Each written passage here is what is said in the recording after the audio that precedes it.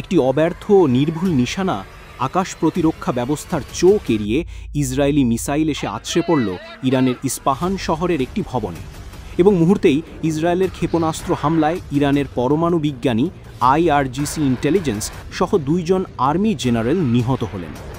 কিন্তু এত গোপন খবর আর নির্ভুল অবস্থান কিভাবে জানল ইসরায়েল?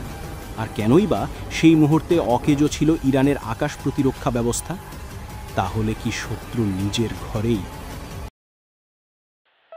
এই গল্পটি কোনো থ্রিলার উপন্যাস নয়, এটা বাস্তব, ভয়ঙ্কর আর এতটাই নিখুঁত যে কল্পনাকেও হার মানায়।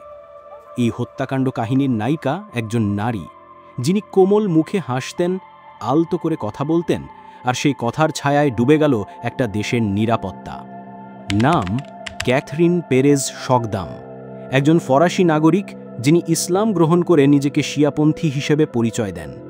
তিনি বিলায়েতে ফকিহ মতবাদের সমর্থনে লেখালেখি করতেন, এমনকি তার লেখা প্রকাশ পেত আয়াতুল্লাহ আলী খামেনির অফিসিয়াল ওয়েবসাইটে। একজন ধর্মনিষ্ঠ নারী লেখিকা হিসেবে তিনি কুড়িয়েছিলেন ইরানের অভ্যন্তরে অগাধ শ্রদ্ধা ও গ্রহণযোগ্যতা।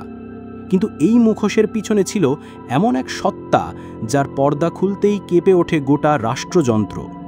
ক্যাথরিন ইরানে এসেছিলেন সাংবাদিক, লেখক এবং চিন্তাবিদের পরিচয়। তিনি ছিলেন শিক্ষিত, মর্জিত ও চমৎকার বক্তা। রাজনীতিবিদদের সঙ্গে একাধিক আলোচনা সভায় অংশ নেন, রেভলিউশনারি গার্ডের সঙ্গে ক্লোজ ডোর মিটিংয়ে বসেন। এমনকি ইরানের প্রেসিডেন্ট ইব্রাহিম রাইসির সঙ্গেও তার বৈঠক হয়। গবেষণার কাজের অজুহাতে তিনি পা রাখেন এমন সব সংবেদনশীল এলাকায় যেখানে একজন বিদেশির প্রবেশ তো দূরের কথা, দেশীয় নাগরিকদেরও অনুমতি মেলে না সহজে। কিন্তু আসল অভিযান শুরু হয়েছিল পর্দার আড়ালে, ঘরের ভেতর থেকে। ক্যাথরিন বুঝেছিলেন ইরানের পুরুষ শাসিত রাজনৈতিক ব্যবস্থাকে ভাঙতে গেলে প্রবেশ করতে হবে সেই জায়গায় যা সবচেয়ে দুর্বল কিন্তু সবচেয়ে অরক্ষিত, নারী মহল। তিনি শুরু করেন এক অদৃশ্য অভিযান। উচ্চপদস্থ সামরিক ও রাজনৈতিক নেতাদের স্ত্রীদের সঙ্গে বন্ধুত্ব গড়ে তোলেন, তাদের সঙ্গে করেন নিখুঁত বিশ্বাসীর সম্পর্ক।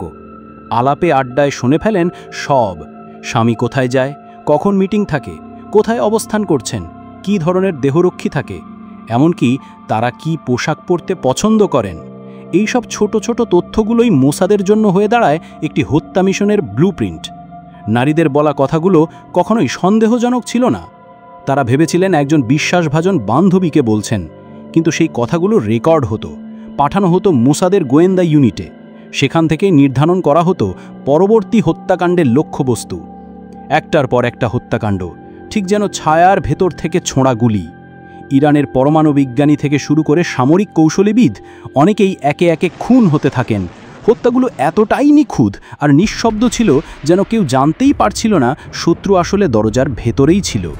এবং ঠিক তখনই যখন ইরান গোয়েন্দা সংস্থাগুলো টের পেতে শুরু করলো কিছু একটা ঠিকঠাক নয়, তখনই ক্যাথরিন দেশ ছেড়ে পালিয়ে যান। খুব নিখুঁত সময়, যখন দরজাগুলো বন্ধ হতে যাচ্ছিল, তিনি বেরিয়ে যান চিরদিনের মতো। তার রেখে যাওয়া তথ্য ভাণ্ডার আজও রক্ত ঝরাচ্ছে।